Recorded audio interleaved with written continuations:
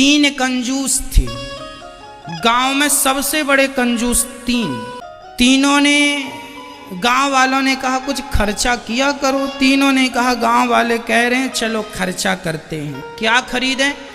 तीनों बाजार गए और बाजार से 250 ग्राम घी खरीद के ले आए। तीनों 250 ग्राम यह, 250 ग्राम वह, 250 ग्राम ये, तीन लोग 250 ग्राम घी।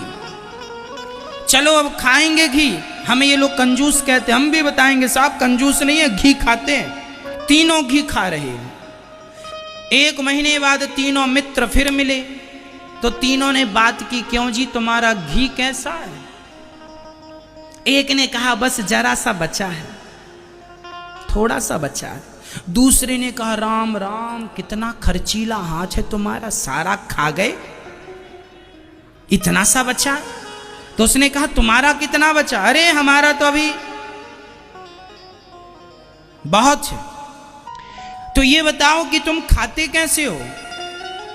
तो जिसका थोड़ा सा बचा था उसने कहा कि मैं तो बड़ी कंजूसी से खाता हूं, अच्छे से खाता तो कब का खत्म हो जाता। कैसे खाते हो? बोले 1 रोटी हम ऊपर की चुपड़ लेते हैं, 1 रोटी नीचे की चुपड़ लेते हैं, सारी रोटियां खा लेते हैं, तो अभी थोड़ा सा बचा।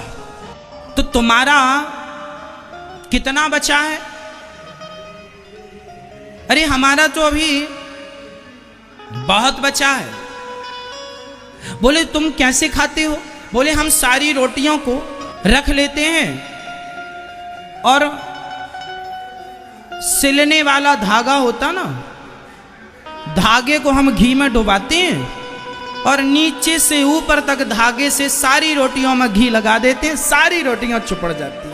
तीसरा बोला अरे राम राम तुम दोनों बड़े खर्चीले हो। बोले तुम्हारा घी कितना बचा? हमारा तो ज्यों का त्यों रखा। अरे तुम खाते नहीं हो? अरे तुमसे अच्छा खाते हैं। अरे फिर घी कैसे बचा? बोले हम क्या करते हैं कि हम जब रोटी खाने बैठते हैं तो सीसी का ढक्कन खोल लेते हैं, बढ़िया खुशबू आती रहती है, सारी रोटी खुशबू के साथ खा लेते हैं। घी का स्वाद भी मिल जाता है और घी भी खर्च नहीं हुआ। इस जिंदगानी में सबसे बड़ा सुख क्या है? आपसे मेरा सवाल बताइए, सबसे बड़ा सुख क्या है? बताओ। मैं पुरुषों से सवाल कर रहा हूं, स्त्रियों से नहीं। बताएं, पुरुष बताएं, धरती में सबसे बड़ा सुख क्या है? ये उत्तर आपके पास नहीं होगा, आज हमसे लीजिए। 3 करोड़ का प्रश्न है ये। पता हो तो 3 करोड़ आपके खाते पे ट्रांसफर हो जाएंगे। 3 करोड़ के लिए ये रहा आपकी टीवी स्क्रीन पर आपका सवाल। बताइए सबसे बड़ा सुख क्या है पुरुषों के लिए? अब सुनिए 3 करोड़ का जवाब। चाणक्य नीति में चाणक्य जी कहते हैं कि जिसकी पत्नी आज्ञाकारी हो, जिसका पुत्र आज्ञाकारी हो, जिसकी पत्नी आज्ञाकारी हो, जिसका पुत्र आज्ञाकारी हो, उस व्यक्ति से धनवान, उस व्यक्ति से सुखी इस धरती पर दूसरा कोई नहीं।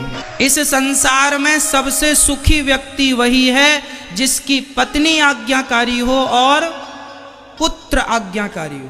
पत्नी और पुत्र यदि आपका आज्ञाकारी है तो आप इस धरती के सबसे सुखी पुरुष हैं। और पत्नी आज्ञाकारी ना हो, पुत्र आज्ञाकारी ना हो तो आपके पास करोड़ों की संपत्ति रही आए, ना तो नींद आएगी ना तो भूख लगेगी। हाँ या ना? जीवन में पत्नी का बहुत बड़ा स्थान होता है, जीवन में पति का, पुरुष का बहुत बड़ा स्थान होता है। इसलिए उन्हीं की गृहस्थी आज अच्छी है। इसलिए हम कहा करते हैं कि अपनी स्त्री का, अपनी पत्नी का सम्मान करो और अपने पति का सम्मान करो।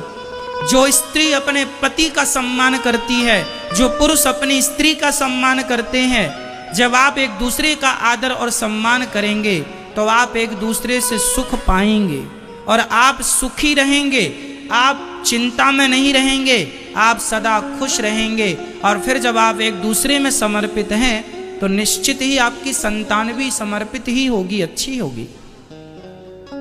भाई आम के बीज से तो आम ही होगा, कांटेदार बबूल तो नहीं हो सकता। हो जाएगा। फिर माँ बाप ही तो बच्चे के जन्म देने के कारण हैं। तुम जैसे होगे संतान भी तो वैसी होगी ना, इसलिए तुम अच्छे रहो, तुम्हारी संतान अच्छी होगी। तुम्हारे घर का वातावरण अच्छा रखो, पॉजिटिव वातावरण होना चाहिए। आज लोगों के घर में ना क्या किच किच किच किच चलती रहती है, पत्नी की पति से, पति की पत्नी से, और ये किच किच में रहते रहते ना बच्चे भी किच किच करने वाले हो जाते, परेशान हो जाते हैं, चिड़चिड़े हो जाते हैं बच्चे। पति का स्वभाव जरा गलत है तो पत्नी चिड़चिड़ी हो जाती है, पत्नी का स्वभाव गलत है पति चिड़चिड़ा हो जाता है। इसलिए पहले तुम दोनों अपना तालमेल अच्छा कर लो, फिर देखो गृहस्थी कितनी बढ़िया होगी। गृहस्थी बुरी नहीं। माता सीता और भगवान राम कितने अच्छे गृहस्थी थे कि नहीं? जब राम जी 14 साल वनवास में थे ना, तो राम जी के पास सूर्पनखा आई थी, बड़ी सुंदरी बन के। उस समय सीता जी जंगल में थी, तो बिना खाने पीने से उनका शरीर सूख गया था, हड्डी दिखने लगी थी। आप थोड़ी देर के लिए ये कह सकते हैं कि देखने में माता भगवती तो बहुत सुंदर थी माता सीता, परंतु संसारिक बन के आई है ना। विप्रधेनु सुर संतहित लीन मनुज अवतार, भगवान मनुष्य बन के आए हैं। तो आप जरा मनुष्य हैं और आप जरा 10 दिन खाइए पीजिएगा मत, जंगल में रहिएगा, आप काले पड़ जाएंगे। जंगल में रहेंगे और आप भूखे प्यासे रहेंगे तो आपका शरीर भी डाउन हो जाएगा, चेहरे की चमक भी गायब हो जाएगी। हाँ या ना? माता सीता भी जंगल में थी, दुबली पतली हो गई थी। उसी समय एंट्री होती है सूर्पनखा की, बड़ी सुंदरी बन के आई, सुंदरी बन के आई और राम जी के सामने आके खड़ी हो गई। वाह तुम कितने सुंदर हो, और हमें देखो हम भी कम सुंदर हैं क्या? तो सम पुरुष न मो सम नारी। एक काम करते हैं, इसे छोड़ो, ये तो दुबली पतली हो गई है, जंगल में है, छोड़ दो, शेर वेर खा जाएगा इसको, हमारे संग विवाह कर लो, हम कितनी सुंदर हैं। इस कथा से राम जी क्या समझाना चाहते हैं? इस कथा से यही समझाना चाहते हैं कि पुरुष के जीवन में पत्नी है, पर पत्नी के होने पर भी जीवन में कोई ना कोई सूर्पनखा की एंट्री हो जाती है। और जब सूर्पनखा की एंट्री हो जाए तो उस सूर्पनखा से कैसे डीलिंग करनी चाहिए, कैसी बातें करनी चाहिए, वह राम जी से सीख लो। जब किसी पुरुष के जीवन में कोई सूर्पनखा आ जाए और कहे कि तुम्हारी पत्नी तो कुछ भी नहीं है, हम देखो कितनी सुंदर है, और तुम जरा उसकी सुंदरता पर बह गए, तो तुम इतिहास नहीं रच सकते हो। तुम्हें जमाना भोगी कहेगा, स्त्री लंपट कहेगा। जैसे रावण को आज हम लोग कह देते हैं यह स्त्री लंपट था, क्या राम जी के लिए यह शब्द का प्रयोग हो सकता है? रावण के लिए हम 10 बार कह सकते हैं यह स्त्री लंपट था, क्या राम जी के लिए कहा जा सकता है? नहीं नहीं नहीं। देखो राम जी को आए युग बीत गए, त्रेता में आए थे ना, द्वापर युग निकल गया, कलयुग चल रहा है, एक युग बीत गया, 8,64,000 वर्ष तो यूं ही चले गए द्वापर के, और कलयुग के 5,500 वर्ष बीत गए। लेकिन राम जी ने सूर्पनखा की तरफ देखा नहीं। बस मेरी माँ, गृहस्थ जीवन यहीं से स्टार्ट होता है, जब पुरुष अपनी पत्नी के सिवा किसी नारी को ना देखे और कोई स्त्री। अच्छा, माता सीता के जीवन में भी ये संकट आया, रावण चुरा के ले गया। रावण कहता है एक बार बिलोकी मम ओरा, ए सीता हमारी तरफ देखो, हमारी तरफ देखो। रावण ले गया ना लंका में, सुंदरकांड की चौपाई है। एक रावण कहता एक बार बिलोकी मम ओरा, हमारी तरफ देखो हम। रावण बहुत सुंदर था, आपको बताऊं, रावण इतना सुंदर था, इतना सुंदर था कि स्वर्ग की अप्सराएं भी उस पर मोहित हो जाती थी। रावण इतना सुंदर था, सोने की लंका में रहता था। रावण बहुत सुंदर था, स्त्रियां तो उस पर लट्टू रहा करती थी। लेकिन माता सीता को कहता है मुझे देख एक बार सीता, मुझे देख। लेकिन धन्य है माता सीता, राम जी ऐसे पुरुष थे कि पराई स्त्री को देखने को तैयार नहीं है, और उनकी पत्नी सीता ऐसी थी कि पराई पुरुष को देखने को तैयार नहीं है। तुम गृहस्थी जिस दिन ऐसे हो जाओगे, तुम्हारी गृहस्थी वंदनीय हो जाएगी, पूजनीय हो जाएगी। पति हो राम जैसा और पत्नी हो सीता जैसी। ये गृहस्थी है, ये गृहस्थी का सूत्र है। गृहस्थी बुरी नहीं है, पर गृहस्थी का फंडा ऐसा है, ऐसा होना चाहिए। फिर देखो आपकी गृहस्थी में कितना सुख है, चैन है, आनंद है, सब है। गृहस्थी तो तब बिगड़ती है जब आदमी अपनों को छोड़कर कहीं दूसरे की तरफ भाग जाता है। इसलिए सुखदेव जी से कहा गया आप गृहस्थी बसा लीजिए। सुखदेव जी बोले ना ना सरकार, हमें ना झंझट में बसाओ, उलझाओ, हम तो भजन करेंगे। जाकर तपस्या शुरू की। रास्ते में कुछ देवांगना स्नान कर रही थीं। उन्होंने सुखदेव जी को देखकर वस्त्र धारण नहीं किए, पर सीता व्यास जी को देखकर वस्त्र धारण कर लिए। व्यास जी ने कहा मुझे जवान, मेरे जवान पुत्र को देखकर आपने वस्त्र नहीं पहने, मुझे देखकर वस्त्र पहनते हो, क्या बात है? कह दिया महाराज आपको पता ही नहीं है कि स्त्री और पुरुष में अंतर। सुखदेव जी को पता नहीं था स्त्री पुरुष में अंतर क्या है, जबकि आपको विदित है, पता है। सुखदेव जी ऐसे थे जो जानते ही नहीं थे स्त्री और पुरुष में अंतर क्या है। कोई ज्ञान नहीं था उन्हें कि स्त्री कौन है, पुरुष क्या कौन है। ऐसे सुखदेव भगवान को हम बारंबार नमस्कार करते हैं। भक्ति ज्ञान विरागाप्तो विवेको वर्धते महा माया मोह निरासश्च वैष्णवै क्रियते कथम। 88,000 संतों के बीच में सूत जी का आगमन हुआ। सभी ने खड़े होकर स्वागत किया। महाराज हमें ऐसी कथा सुनाइए, भक्ति बढ़े, ज्ञान बढ़े, वैराग्य बढ़ जाए। कथा 3 चीजों को बढ़ाती है मैया। क्या क्या बढ़ाती है कथा?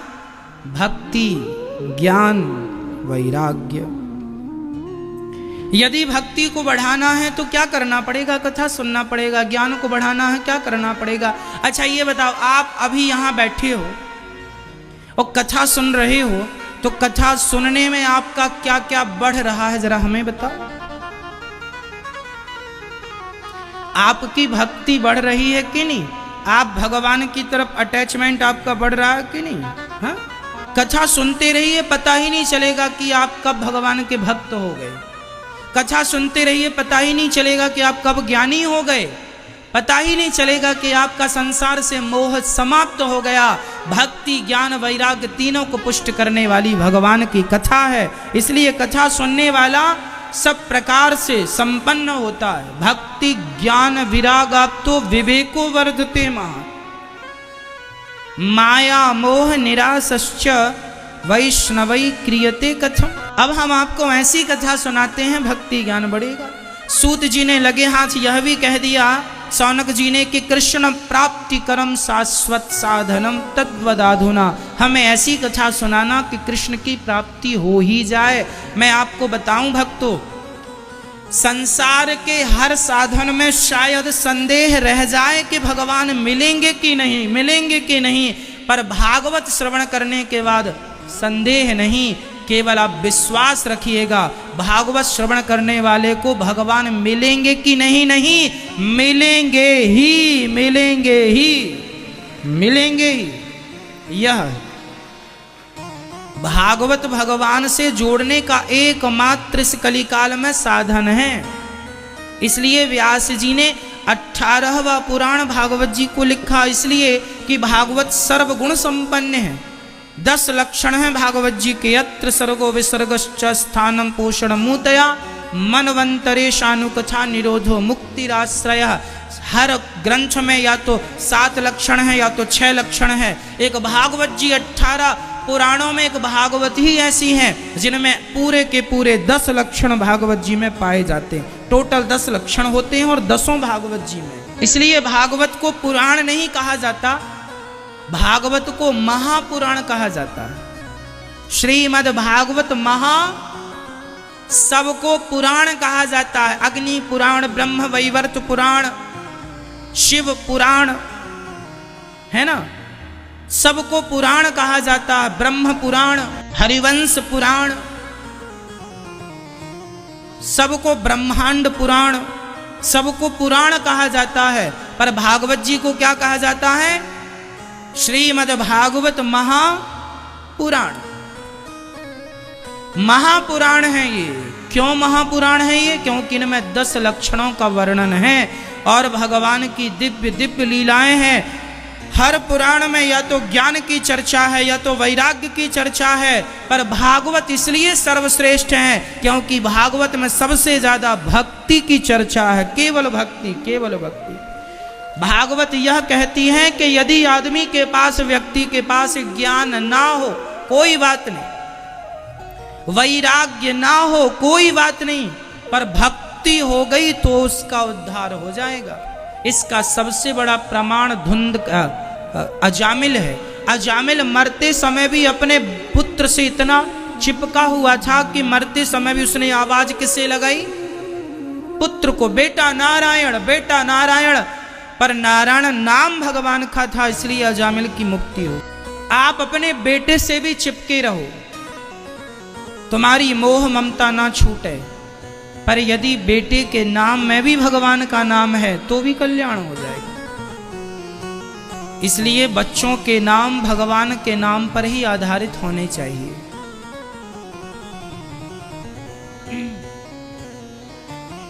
अच्छा, भागवत की महिमा, एक बार इंद्र ने जब देखा कि राजा परीक्षित को कथा सुनाई जा रही है सुखदेव जी के द्वारा शुकताल में, तो इंद्र अपने स्वर्ग का अमृत लेके आए और कहने लगे कि आप भागवत जी हमें सुना दो, स्वर्ग का अमृत राजा परीक्षित को पिला दो। सुखदेव जी ने कहा स्वर्ग का अमृत, परीक्षित से कहा क्यों परीक्षित जी? परीक्षित को कितने दिन में मरने का श्राप लगा था? मैया बताओ, कितने दिन में? 7 दिन में परीक्षित को मरना था। सुखदेव जी कथा सुना रहे थे, इंद्र अमृत लेकर आए तो सुखदेव जी ने परीक्षित से कहा परीक्षित आप बताओ, स्वर्ग का अमृत पी के अमर होना हो तो पी लो, ये रहा अमृत। तब परीक्षित ने कहा महाराज हमें इस कथामृतम में, तब कथामृतम तप्त जीवनम, इस कथा में हमें जितना स्वाद मिल रहा है, जितना सुख मिल रहा है, इतना स्वाद, इतना सुख स्वर्ग के अमृत में नहीं। स्वर्ग का अमृत स्वर्ग की प्राप्ति करा सकता है, जबकि भागवतामृतम तो भगवान की और वैकुंठ की प्राप्ति करा सकता है। आपको बताऊं, स्वर्ग लोक अलग है, वैकुंठ लोक अलग है। स्वर्ग लोक आपने कभी देखा? स्वर्ग नहीं, चलो हम दिखा देते हैं। जितना अच्छा ये वृंदावन है इतना अच्छा भी स्वर्ग नहीं। हाँ, स्वर्ग मतलब 5 स्टार होटल समझ लो। स्वर्ग में क्या है? खाने को बढ़िया पकवान है, अप्सराएं नाच रही हैं, नाच देखो। तो आपको नाच वाच देखना हो तो स्वर्ग चले जाना। हमें तो स्वर्ग में बुलावा फ्री में आए तो हम नहीं जाएं स्वर्ग।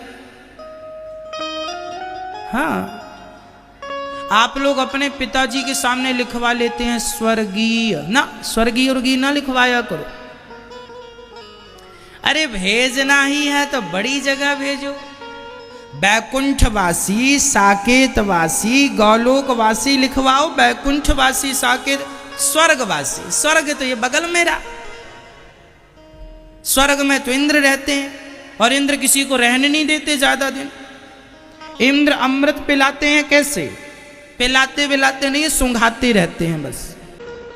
ऐसा ही इंद्र अमृत के कलश का ढक्कन खोल देते हैं, सुंघाते रहते, पिलाते पिलाते कुछ नहीं। तब तो न कभी तक चल रहा। समुद्र मंथन कब हुआ था? इतने से घड़े में अमृत निकाल के धनवंतरी भगवान आए थे, इतना सा अमृत तब से अभी तक चल रहा। पीते होते तो खत्म नहीं हो जाता, सुंघा रहे हैं तब तो चल रहा है। स्वर्ग का अमृत पीकर स्वर्ग मिलेगा। पर यह कछा भी अमृत है। इस कछामृत को पीने से स्वर्ग नहीं, स्वर्ग से करोड़ों गुना श्रेष्ठ भगवान का बैकुंठ धाम है, साकेत धाम है, गोलोक धाम है, वह मिलता है। इसलिए स्वर्ग नहीं, भगवान की कथा। परीक्षित ने कहा हमें अमृत नहीं, हमें कछामृत चाहिए। इंद्र को बुरा लगा, सुखदेव जी ने कहा लगे तो लगे जाओ। क्वा सुधा क्वा कछा लोके क्वा कांचा क्वा मणिर्महा। जब 7 दिन में राजा परीक्षित का उद्धार हुआ, स्वर्ग में अमृत कलश, राजा इंद्र ने स्वर्ग में तराजू बांधी, एक पलड़े पर भागवत, दूसरे पलड़े पर स्वर्ग के सुखों को रखा। तौल कर देखा तो भागवत जी का पलड़ा सबसे भारी था। भागवत जी की बराबरी कौन करेगा? तब इंद्र घबराए, भागवत इतनी श्रेष्ठ। तब भागवत जी से भगवान प्रकट हो गए। प्रत्यक्ष कृष्ण एव ही, यह प्रत्यक्ष भगवान है। भागवत प्रत्यक्ष भगवान है। इंद्र का अहंकार समाप्त हुआ। देखो जी, इस कथा से यह पता चला कि भागवत स्वर्ग के देवताओं को भी दुर्लभ है। स्वर्ग के देवताओं को भागवत सुननी हो तो भागवत सुनने के लिए उन्हें मृत्यु लोक में आना पड़ता है। वो यहाँ आए, हम वहां क्यों जाएं? हम तो तुमसे ऊपर अच्छी जगह जाए। अब ये बताऊं कि स्वर्ग कौन जाता है और बैकुंठ कौन जाता है, ये भी मैं आपको बताऊं। नहीं आप कंफ्यूज रहेंगे कि कैसे करने से कैसे। अब मैं आपको बताऊं, आप लोग जो भी पुण्य करते हैं, जो हम पुण्य करते हैं ना, हम वो सारे पुण्य करते हैं तो पुण्य के बल पर हम स्वर्ग चले जाते हैं। इसलिए हमारी भक्ति मार्ग में एक विधान है, हम जो भी पुण्य करते हैं वह भगवान के चरणों में अर्पित करते हैं। जैसे हमने पुण्य किया, हमने किसी भूखे को भोजन कराया, हमने भागवत जी का पुण्य किया, तो हमें क्या करना चाहिए? आखिरी में कहा जाता है त्वदीयम वस्तु गोविंद तुभ्यमेव समर्पयेत्।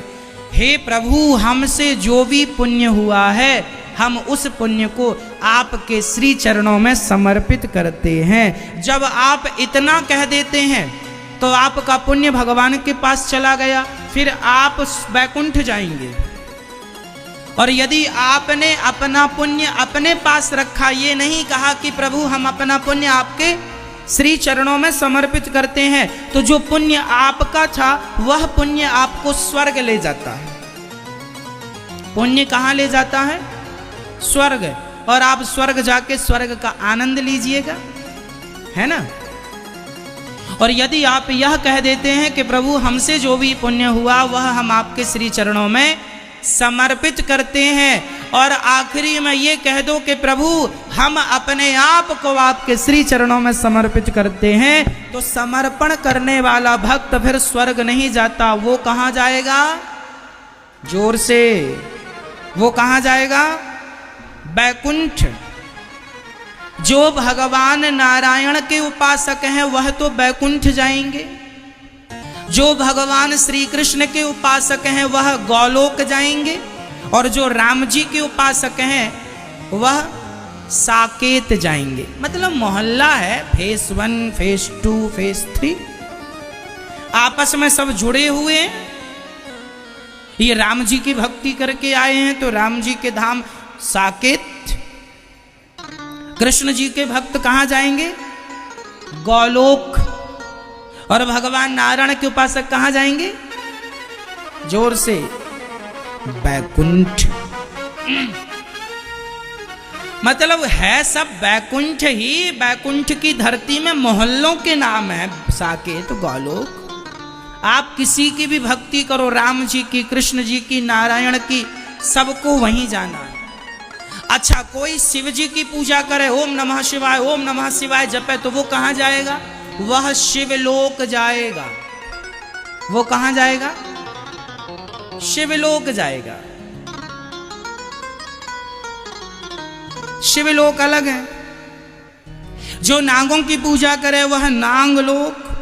अब आप देख लो आपको कहाँ जाना। तो भागवत प्रत्यक्ष भगवान है, इसलिए भगवान की शरणागति ग्रहण कर लो, हम आवागमन से मुक्त हो जाएंगे। भगवान का वहाँ बड़े बड़े लोक हैं। आप क्या आपको पता, हम आपको कैसे बताएं? कभी जापान गए हो? बताओ हाँ या ना। नहीं। कभी अमेरिका गए हो? नहीं। जापान भी नहीं गए, अमेरिका भी नहीं गए। चलो, जब बगल में आप जापान और अमेरिका नहीं गए, यहां का नॉलेज हमें और आपको नहीं है, तो वहां का नॉलेज कैसे होगा? इसलिए भागवत जी में लिखा है कि जो भगवान की आराधना करते हैं वह भगवान के धाम को जाते हैं, और जितनी बड़ी पृथ्वी है इससे करोड़ों गुना बड़ा वैकुंठ लोक है। पृथ्वी से करोड़ों गुना बड़ा, बहुत बड़ा है। फिर साकेत, सब भक्त वहीं बैठे होंगे, सब हमें सुन रहे होंगे। अच्छा पुण्य करने वाले सब वैकुंठ जाते हैं, वहां आनंद से रहते हैं। भगवान का दर्शन है, भगवान की कथा है, वहां बड़े प्रेम से। और हम जब भगवान कृष्ण धरती पर आने लगे ना, तो बैकुंठ का ही एक टुकड़ा उन्होंने पहले धरती पर भेजा, और वह बैकुंठ का एक टुकड़ा का नाम ही वृंदावन है। ये ब्रज भूमि बैकुंठ ही है। ये बैकुंठ की धरती पे आप बैठे हैं, यह बैकुंठ है। इसलिए आप संसार में घूम लो, जितना सुख वृंदावन में मिलेगा इतना सुख दुनिया में कहीं नहीं, आप घूम के देख लो। इसलिए ये बैकुंठ है। जब यहां इतना है, वहां कितना। इसलिए गलत काम ना करना, नहीं तो नरक जाना पड़ेगा। फिर यमलोक भी है। चोरी करना, डकैती करना, उल्टे सुल्टे काम करना, सब नरक जाओ, यमलोक। आप सभी को आज भाई दूज की बहुत बहुत शुभकामनाएं। आप सभी के जीवन में भाई बहन का प्रेम बना रहे और जीवन मंगलमय हो। अच्छा, नारद जी समस्त तीर्थों का भ्रमण कर रहे थे, तभी वृंदावन में उन्होंने एक स्त्री पुरुष को देखा। कौन हो देवी? अहम भक्ति ऋतिख्याता इमऊ में तनयऊ मतऊ ज्ञान वैराग्य मानऊ काल योगे न जर्जरऊ। भक्ति महारानी बोली, महाराज मैं बड़ी दुखी हूँ। नारद जी ने भक्ति, ज्ञान और वैराग्य को भी जब भागवत श्रवण कराई हरिद्वार की पावन धरा पर, भागवत सुनते ही भक्ति ज्ञान वैराग्य का दुख दूर हो गया। ये भागवत जी की महिमा। भक्ति ज्ञान को भी भागवत सुनाया श्री नारद जी, सनकादियों के द्वारा सुनवाया हरिद्वार की पावन धरा में। और जब भक्ति ज्ञान वैराग्य का दुख दूर हुआ तो भक्ति प्रसन्न होकर नाचने लगी। कहा महाराज मैं कहाँ बैठ जाऊं? बोले ये भक्तों का हृदय खाली है, जाओ इनके मन मंदिर में जाकर के बैठ जाओ। भगवान कहाँ है? जहां भक्ति है। और भक्ति कहाँ है? जहां भगवान की कथा है। जहां कथा है वहां भक्ति है, और जहां भक्ति है वहां भगवान है। तो सबके हृदय में भक्ति। जो कथा सुनेंगे उन्हीं के अंदर भक्ति होगी, जो नहीं सुनेंगे, कथा ना सुनने वाला भक्त नहीं हो सकता। जो भक्त है वह कथा प्रेमी होगा। यदि आप कथा प्रेमी हैं तो आप भक्त हैं। यदि आप कथा प्रेमी नहीं हैं, अब कोई कहे कि साहब मैं कथा नहीं सुनता, मैं कथा सुनता नहीं हूं, मुझे अच्छी नहीं लगती। अब किसी को कथा अच्छी ना लगे और कथा ना सुने और वह दावा करे मैं भक्त हूं, तो बताओ, जिसे भगवान की कथा में रस ही नहीं मिल रहा है, भगवान की कथा में स्वाद ही नहीं मिल रहा है, वह भगवान का भक्त कैसे हो सकता है? इसलिए भगवान के भक्त की शर्त पहली यही है कि वह कथा सुनेगा। जब आपकी कथा सुनते सुनते कथा में ऐसी आदत हो जाए कि कथा के बिना ना रहा जाए, और भगवान की कथाओं को सुन सुन सुन के आंखों में आंसू आ जाए, बस यही भगवान के भक्तों की पहचान है। यही भक्त है। ये जो आंसू निकलते हैं ना कथाओं में, एक्चुअली वह आंसू नहीं होते, हमारे अंदर के पाप ही पिघल पिघल के पानी बन बन के निकलते हैं, और हम निष्पाप होते हैं कथा से। कथा हमें क्या बनाती है? निष्पाप। पापी को भी पाप मुक्त कर देती है भगवान की कथा। जैसे कपड़े में साबुन लगाकर उसका दाग छुड़ाया जाता है, उसी प्रकार जन्म जन्म के दाग लगे हैं, कथा के साबुन से ही वह छूट रहे हैं। निरंतर सुनते रहोगे तो वह दाग निश्चित छूट जाएंगे। इसलिए भक्त तो हमेशा भगवान की कथा सुनते हैं, और कथा ही सबसे बढ़िया साधन है इस कली काल में भगवान तक पहुंचने का। इसलिए हम सुनते हैं कथा। हम बचपन से कथा, हमें बचपन में याद है, हमारे गांव के 40 किलोमीटर दूर भी कथा होती थी। ये दास अनिरुद्ध अपनी बात कर रहा है। हमारे गांव से 30 किलोमीटर कथा, 40 किलोमीटर दूर कथा होती थी। तो हमें इतना नशा था कथा का, जब हम छोटे थे 15 साल के, 14 साल के, 40 किलोमीटर दूर भी, 30 किलोमीटर दूर भी हम साइकिल से कथा सुनने चले जाया करते थे। पता बस चल जाए कि कथा हो रही है। गांव के आसपास साधु लोग आया करते थे, ज्ञानी लोग आया करते थे कथा सुनाने के लिए। तो हमें भी लगता था हम कथा सुनने जाएं, और कथा सुनते सुनते सुनते सुनते सुनते सुनते भगवान की ऐसी कृपा हुई कि सुनते सुनते आपको कथा सुनाने का अवसर दे दिया ईश्वर ने। कहते हैं अच्छा श्रोता ही अच्छा वक्ता हो सकता है। यदि आप श्रोता नहीं हैं तो आप कभी वक्ता नहीं हो सकते। सुनना पड़ेगा पहले। जितना हम सुनेंगे, हम वृंदावन जब पढ़ने आए तो वृंदावन में जहां जहां कथा हुआ करती थी, जब जब कोई भी कथा सुनाए जाके पीछे बैठ जाते थे और सुनते थे। पढ़ने लिखने से जितना ज्ञान नहीं होता, उससे कहीं ज्यादा ज्ञान सत्संग से हो जाता है। ये भागवत जी की कृपा है। पढ़ाई लिखाई भी हो, सत्संग भी हो तो क्या बुराई है। इसलिए भगवान की कथा बड़ी आनंददायक है। हम तो गैया चराने जाया करते थे, और जहां देख लेते थे कि इस तरफ के गांव में कथा चल रही है तो हम गैया चराने भी उसी तरफ ले जाया करते थे। गैया भी चरती रहती थी जाके, और बढ़िया कथा भी सुन लिया करते थे, और भंडारे की पूड़ी साग भी खा लिया करते थे। और प्रसाद मिले तो बढ़िया 2-2 बार लेके आनंद लिया करते। बच्चे थे, सब प्रकार का मौज था। पता चले कि कथा इस गांव में हो रही है तो गाय उस तरफ ले जाते थे, गाय भी चरे और कथा भी सुने। जब कथाएं ना हो और गैया अकेली चराना है तो हम गीता ले जाया करते थे साथ में, जोर जोर से गैयों को श्लोक सुनाया करते थे। कोई ना सुने तो जोर जोर से गाते थे श्लोकों को। और भगवान की कृपा कब हो जाए, किस पर हो जाए पता नहीं, कौन सी बात आपकी उन्हें अच्छी लग जाए, इसलिए बातें सुनाया करो भगवान को, कहा करो कुछ भगवान से। कृष्ण प्यारे को तूने नहीं जाना रे, यदि जान लेता क्या बात थी, है ना। हाँ हो कृष्ण प्यारे को तूने नहीं जाना रे, रहा दुनिया में हरदम दीवाना रे, रहा दुनिया में हरदम दीवाना रे। ये भगवान की बड़ी महिमा है, अद्भुत महिमा है भगवान की।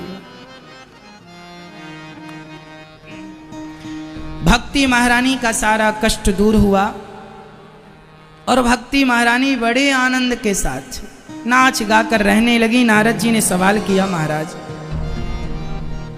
कोई पापी व्यक्ति कथा सुनकर तर जाए तो आश्चर्य नहीं है, क्या वह व्यक्ति तरेगा जिसने जीवन भर पाप किया है? हाँ, धुंधकारी नाम का एक पापी था, वो अपनी माता को अपने पिता को मारता था। धुंधकारी बड़ा उद्दंड था। इनके पिता थे आत्मदेव। जब आत्मदेव जी को कोई संतान नहीं थी तो पुत्र की प्राप्ति के लिए बड़ी पूजा पाठ की, बड़े आंसू बहाए, पर पुत्र नहीं हुआ। और जब हुआ तो कैसा हुआ? एक संत जी ने फल दिया था, इनकी पत्नी धुंधली ने फल गाय को खिलाया तो गाय को बच्चा हो गया। धुंधली को विश्वास नहीं था तो फल खाया नहीं। इनकी बहन को बच्चा हुआ तो पैसों से खरीद लिया, खरीदा हुआ बच्चा ही धुंधकारी था। धुंधकारी ने बड़े होकर अपने पिता को जो मार लगाई ना, आत्मदेव जी रोने लगे, हे विधाता, बेटा नहीं था तो भी हमें रोना पड़ा और बेटा है तो भी हमें रोना पड़ता। सच्ची बताएं मैया जी, ये संसार कुछ ऐसा ही है, यहां मिल जाए सब तो भी रोना पड़ता और ना मिले कुछ तो भी रोना पड़ता। जिनके बेटे नहीं हैं वह भी रो रहे हैं और जिनके बेटे हैं वो भी रो रहे हैं। एक मैया हमारे पास आई, महाराज हमारे कोई संतान नहीं है, रोने लगी। हमने कहा बहन हम आपका दुख समझ रहे हैं, पर देखो विधाता की जो मर्जी है, उन्हें देना होता है देते हैं, नहीं देना होता नहीं देते, आप रो मत। महाराज जी सबको बेटे दिए, हम रह गए, क्या हमने कोई पाप किया? हमने कहा बहन तुमने कोई पाप नहीं किया। अरे जिसके सिर पर कर्जा होता है उसका कर्जा उतारने बेटा आता है। कहते हैं बच्चे माँ बाप का ऋण उतारते हैं, तो जिनके सिर पर ऋण था उनके तो बच्चे आए ऋण उतारने के लिए, पर तुम्हारे सिर पर कोई ऋण नहीं है, इसलिए तुम्हारे यहाँ कोई बेटा बेटी नहीं है, क्योंकि तुम ईश्वर की तरफ से बिल्कुल स्वतंत्र हो, अर्थात सुखी हो, कोई ऋण नहीं है तुम्हारे सिर पर, इसलिए तुम्हारे बच्चा नहीं है, तुम बढ़िया हो।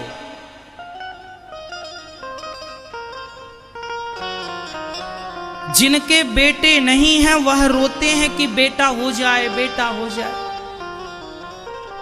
मेरी मां, भर जाते हैं वो घाव जो बनते हैं गोली से, पर वो घाव नहीं भरते जो बनते हैं कड़वी बोली से।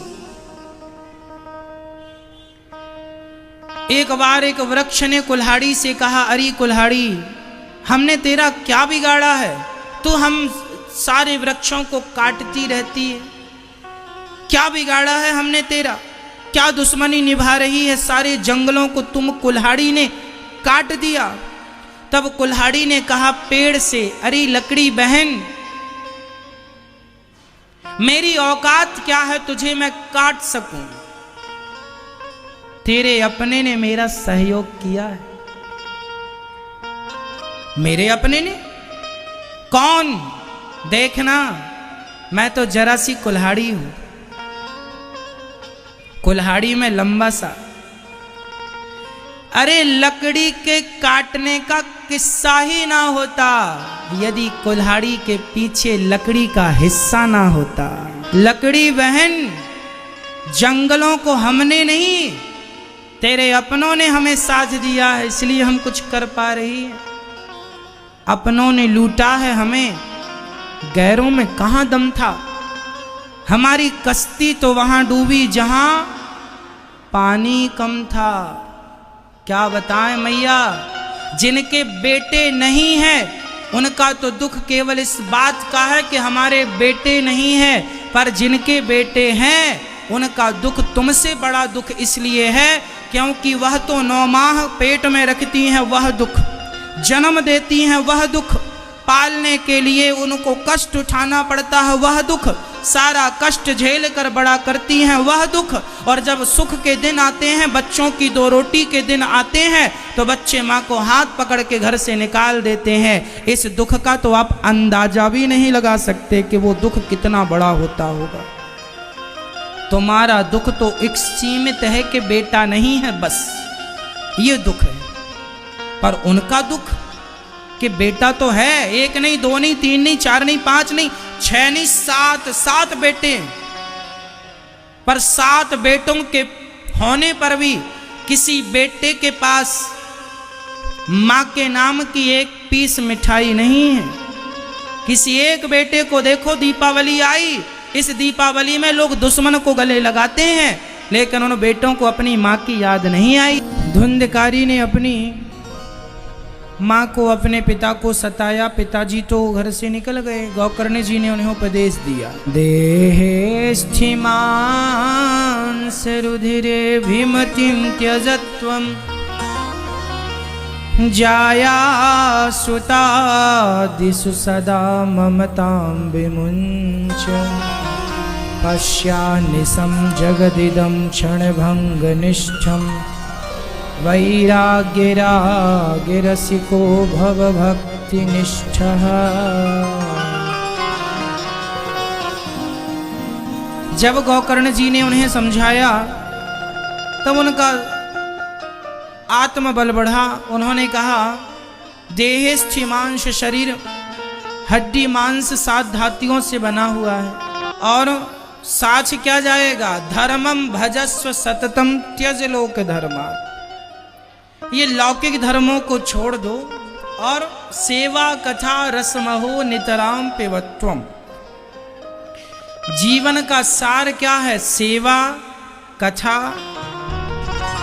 यह जीवन को सफल बनाना है तो 2 चीजें सीख लो। पहली है सेवा। जो व्यक्ति सेवा करता है वह जीवन में कभी दुखी नहीं है, ना यहाँ ना वहाँ। सेवा करने वाला यहाँ भी सुखी वहाँ भी सुखी, लोक भी बना परलोक भी बना। किसका? सेवा। दूसरा कथा। आत्मदेव जी ने अपने आप को भगवत चर्चा से जोड़ा, उनका उद्धार हुआ।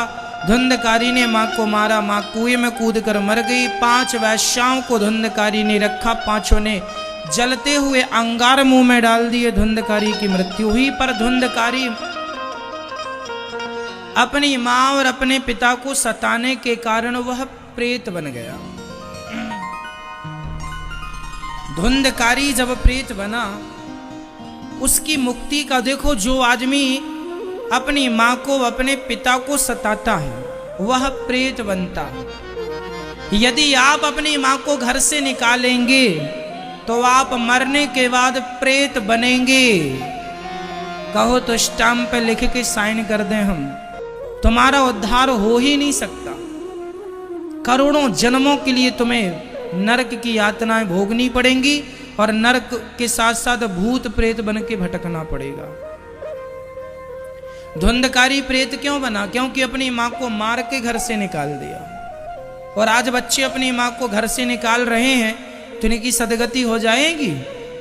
ये कितना भी अवचारों धाम कर ले, इनकी सदगति तब तक नहीं होगी जब तक माँ के चरणों में आके ये माफी नहीं मांग लेते। तब तक इनकी सदगति हो ही नहीं सकती, नहीं हो सकती। धुंधकारी प्रेत बन गया और अंत में गौकर्ण जी ने भागवत जी सुनाई और धुंधकारी बांस की ग्रंथि में आकर बैठा। 7 दिन की कथा में बांस की 7 ग्रंथि खुली और धुंधकारी का उद्धार हुआ।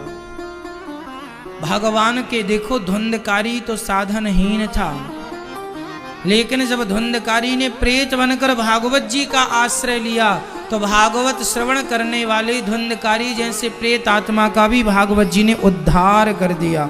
ये भागवत जी ने प्रेत पीड़ा विनाशिनी। भागवत जी तो प्रेत बाधा को भी मुक्त करती, भूत प्रेत को भी तार देती है ना मैया जी।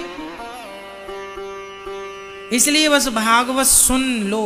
धुंधकारी का उद्धार हुआ। गौकर्ण जी ने फिर भागवत सुनाई। दूसरी बार भागवत जब गौकर्ण जी ने सुनाई, सबने निष्काम भाव से सुना। जितने लोग बैठे थे सबके लिए विमान आए और सब विमानों में चढ़ चढ़ के, कुत्ता बिल्ली भी जो शब्द कान में पड़ा कुत्ता बिल्ली के, तो उनका भी उद्धार हुआ। भागवत जी ने सबका कल्याण किया। इसलिए भागवत जी ही हम इस प्राणी मात्र का कल्याण करने का एकमात्र इस कलिकाल में साधन है। इसलिए जो पोथी पाठ बिठाए हैं, यहाँ लगभग 182 पोथी पाठ बैठे। आप भी अपने पूर्वजों के निमित्त पोथी पाठ करा सकते हैं। अभी फिर से पोथी पाठ होंगे। आप भागवत जी का आश्रय लेकर अपने पूर्वजों के लिए देखो अपने पूर्वजों के लिए कुछ कुछ करते रहना चाहिए, ताकि उनका उद्धार किसी कारणवश ना हुआ हो तो भागवत से तो हो ही जाएगा।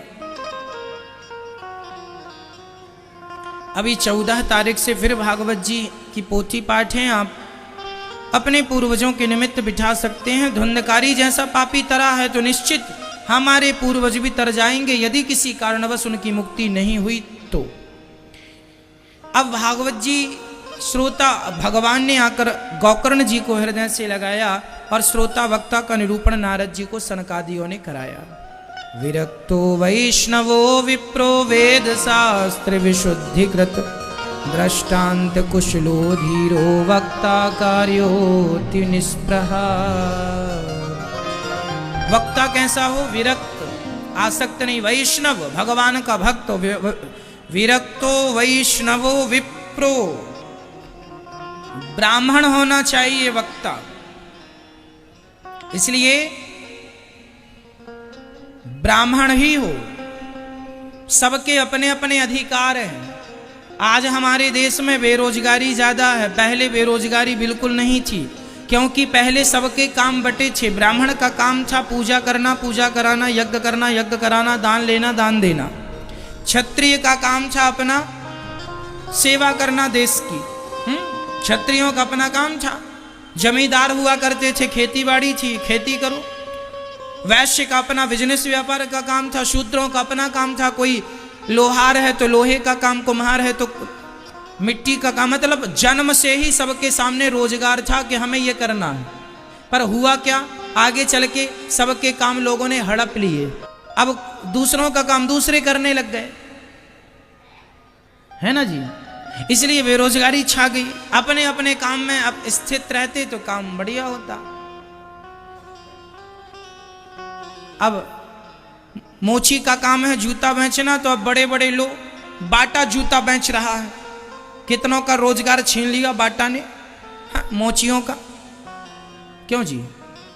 अब भाई तुम अपना काम करो, जूता काहे बेच रहे हो?